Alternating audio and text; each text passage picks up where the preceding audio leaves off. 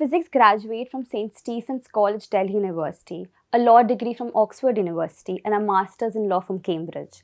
Author of 2 books on Indian judicial landscape, a practicing advocate at the Supreme Court of India for 2 decades. This is Saurabh Kirpal, who has been designated as a senior advocate by 31 judges of the Delhi High Court and is the son of retired Chief Justice of India, Hon'ble Bhupendranath Kirpal. Why the central government is rejecting his appointment as judge of the Delhi High Court, and what does it mean for the largest democracy in the world? Saurabh Kirpal is an openly gay senior advocate, and if appointed, he will be the first gay judge of the Delhi High Court. Then why is the central government hesitant in creating queer representation in the nation? In an attempt to highlight the condition regarding this very queer representation, the Supreme Court published a letter on Wednesday, 18 January 2023. The letter has been signed by Chief Justice D.Y. Chandrachud and Justices S.K. Kaul and K.M. Joseph. So, according to the document, the Collegium of the Delhi High Court made the recommendation for Shri Saurabh Kirpal as judge of the Delhi High Court in October 2017 itself. That is more than 5 years ago. Now, this recommendation was approved by the Supreme Court in November 2021.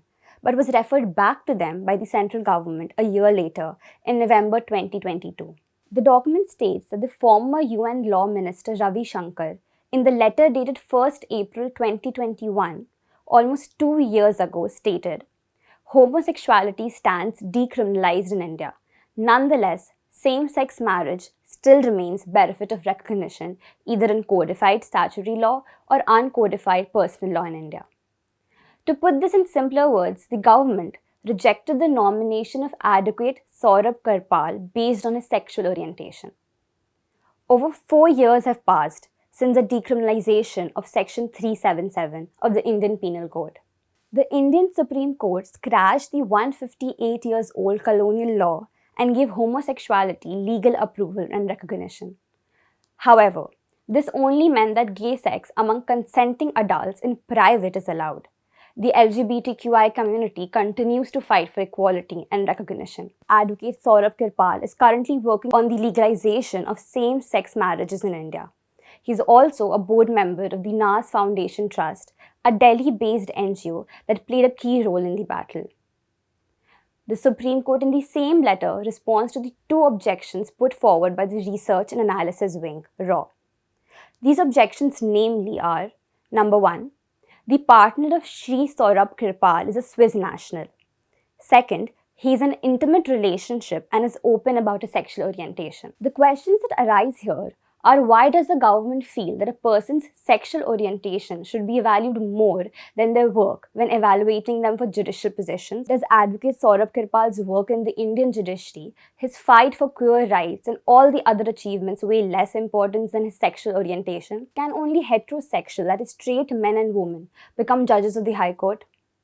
These are the questions that arise when we look at the SC document.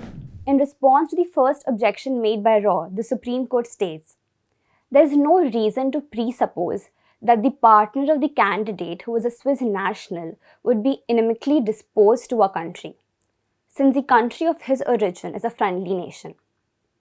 The SC states that there have been multiple persons in high positions, including present and past holders of constitutional offices, who currently have and have had spouses who are foreign national. Therefore, keeping this in mind, the first objection is nullified. Regarding the second objection, the SC states, the fact that Mr. Saurabh Kirpal has been open about his orientation is a matter which goes to his credit, and further says that his appointment will add value to the bench of Delhi High Court and provide inclusion and diversity. Saurabh Kirpal's first book, published in August 2020, titled Sex and the Supreme Court, How the Law is Upholding the Dignity of the Indian Citizen. The book carries writings by former Attorney General of India Mukul Rohatgi, Menaka Guruswamy, and Arundhati Karju. These are the lawyers along with advocate Saurabh Kirpal who were at the forefront of the legal fight against Section 377 of the Indian Constitution. Now, this move by the Supreme Court is quite rare and comes out in the light of recent debates regarding the National Judicial Appointments Commission (NJAC) versus the collegium systems of appointing. Union Minister for Law and Justice Kiran Rijiju reignited the debate in the beginning of November when he commented that the collegium system of appointment was opaque and needed to be reconsidered. In December last year, the top court asserted that it is the final arbiter of law under the constitutional scheme, and as the law stands, the government will have to appoint all names reiterated by the collegium. The government hasn't yet released any statement in respect to the letter published by the Supreme Court on January 18th, but Mohan Bhagwat, the chief of the Hindu nationalist organization Rashtriya Swamsevak Sangh (RSS), has commented in support of the gay and transgender community. Speaking to an RSS-backed magazine in early January of 2023, Bhagwat said, "The LGBT community should have their own private and social space as they're humans and have the right to live as others."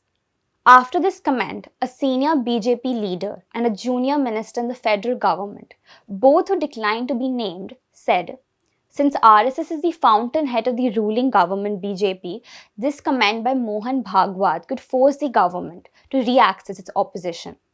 Although these comments are made in context of the legal fight for the recognition of same-sex marriages, the hearing for which is set to resume in March.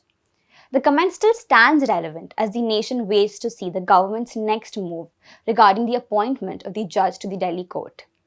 Thank you. This is Sadia Ahmed and you're watching The Wire. To receive instant updates on all videos from The Wire, click the subscribe button and hit the bell icon. Pay to support independent journalism.